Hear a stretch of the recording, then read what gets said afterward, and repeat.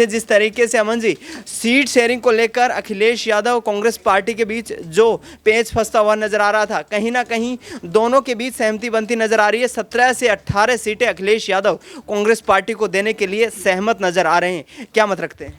देखिए, अभी फ़िलहाल 11 सीटों की बात हो रही है, लेकिन हाँ, ये ज़रूर है कि कांग्रेस पार्टी 11 पे मानेगी नहीं, क्योंकि कांग्रेस पार्टी ने पहले ही कहा था कि कम से कम हमें 10 से 15 और 15 से 20 के बीच सीटें आप ज़रूर दीजिए, ताकि हम जो है यूपी के अंदर चुनाव लड़ पाएँ। क्योंकि इससे पहले भी अगर देखा जाए तो कांग्रेस पार्टी 20-22 सीटों पर जो है चुनाव जीती रही है। तो उसी तर्ज पर अखिलेश यादव से उन्होंने इतनी सीटों की मांग की है, लेकिन फ़िलहाल अखिलेश यादव की तरफ से 11 सीटों का ऐलान किया गया। अहम बात यह है कि कांग्रेस पार्टी जो लगातार ये माहौल बन रहा था कि यूपी के अंदर एक बेहतर पोजीशन में नज़र आएगी, मुझे कम ऐसा लग रहा है कि जो अखिलेश यादव है उनको 11 से ज़्यादा सीटें देते हुए नजर आएंगे। क्योंकि अगर ऐसा होता है तो खुद अखिलेश यादव कितनी सीटों पर चुनाव लड़ेंगे, क्योंकि 18 पे तो मान लीजिए कांग्रेस को अगर दे देंगे और 7 पहले इन्होंने जो है आरएलडी को दी हुई हैं, तो 25 का आंकड़ा ये हो जाता है, तो तकरीबन 55 के आसपास अखिलेश वैसे आ जाते हैं। इसके अलावा अगर बात करें कुछ एक लोग और भी दल में जो आने को जो कह सकते हैं कि चाहे आज़ाद की बात करें या कुछ और लोगों की बात करें, तो अखिलेश यादव के लिए सीटें जो है यहाँ पर कम हो जाएंगी। और क्या इतनी कम सीटों पर वो चुनाव लड़ने को राज़ी होंगे, तो कुल मिलाकर अभी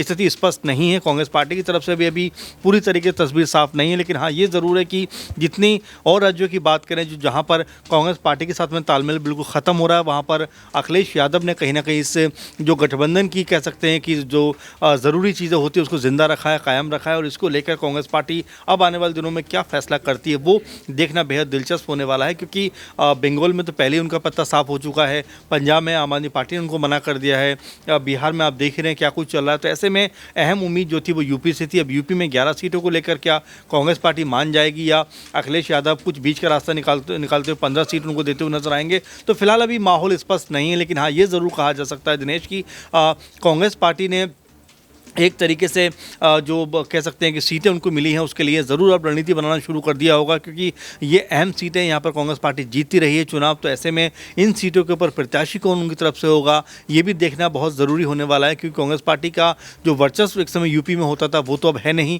और उनके पास जो नेता है उनकी भारी कमी है। क्योंकि आप अगर नेताओं के बारे में बात करें तो यूपी में शायद ही आपको इक्का दुक्का चेहरे कांग्रेस पार्टी से ऐसे नजर आएंगे जो चुनाव जीतने की स्थिति में हो या फिर चुनाव लड़ने की स्थिति में हो। तो कुल मिलाकर कांग्रेस पार्टी के सामने ये भी एक बहुत बड़ा टास्क है, किस तरह से वो अपने जो नेताओं को ऊपर उठाती है, उनको जो है प्रत्याशी के तौर पर उतारती है, और किस तरह से उन सीटों के ऊपर चुनाव प्रचार होता है और कितनी सीटें इनमें से जीती हुई नजर आती है। जी 20 से 22 सीटें मांगी गई थी कांग्रेस पार्टी की तरफ से, लेकिन अखिलेश यादव 17 से 18 सीटों पर कहीं ना कहीं सहमत होते नजर आ रहे हैं। तो कहीं ना कहीं साइकोलॉजिकल जो जीत है कांग्रेस पार्टी के खेमे में जा रही है यहाँ पर, क्योंकि 17 से 18 सीटों पर इस वक्त चुनाव लड़ना कांग्रेस पार्टी के लिए काफ़ी मुश्किल स्थिति है। तो ऐसे में अखिलेश यादव क्या ज़्यादा सैक्रिफाइस नहीं करते नजर आ रहे हैं? देखिए, बिल्कुल, और जाहिर बात है कि उनको भी पता है कि उनकी स्थिति में क्या है। क्योंकि अगर आप देखें सांसद तो उनके पास 2019 में 5 सांसद थे, अब मेरे ख्याल 3 सांसद उनके पास हैं, तो बहुत बेहतर स्थिति में वो भी नहीं है। तो ऐसे में उनको भी लग रहा होगा कि अगर साथ मिलकर चुनाव लड़ेंगे तो शायद बेहतर रिजल्ट यहाँ पे आ सकता है। और कांग्रेस पार्टी